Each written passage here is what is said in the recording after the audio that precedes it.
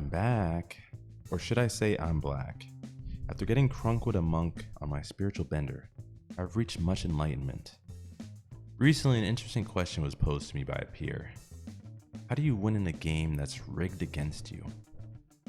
Over the years, I've heard various iterations of that very same question. Sometimes in regards to race, sometimes in regards to one's sex, or a lack of formal education preventing opportunities of growth within a company.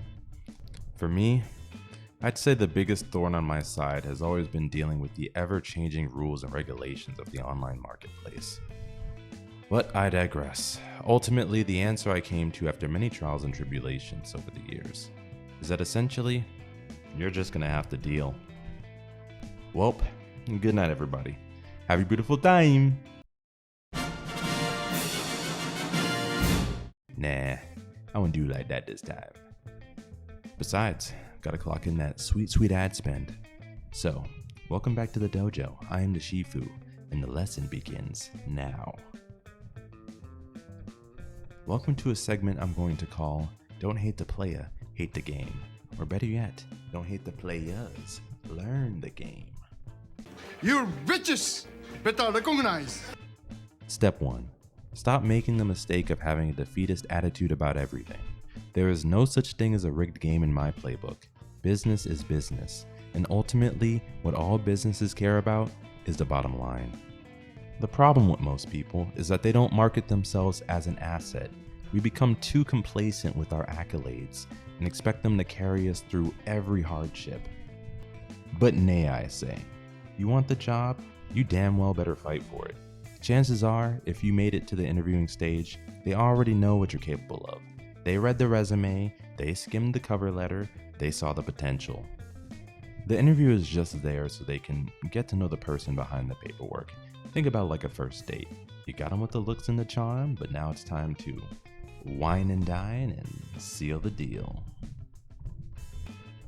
You can't be out here playing checkers while everyone else is playing 4D chess. That's 4 dimensions, my guy. And that's really what it comes down to. It's planning 3 moves ahead, understanding the levels, what it takes to set up the next play, so victory is as smooth as mother's milk. Checkmate, gin, and Yahtzee, my friend. I'll give you the perfect example. Not long after I graduated from college, I started researching various business opportunities outside your traditional 9-to-5, of course. You could say I've always had a bit of an entrepreneur spirit. Well, the first product I manufactured and sold at the time did surprisingly well. In fact, one day I found myself selling out practically overnight. I was definitely making some serious bank. I was on track to exceed over 6 figures that very first year of launch. What slowed my roll, you might ask?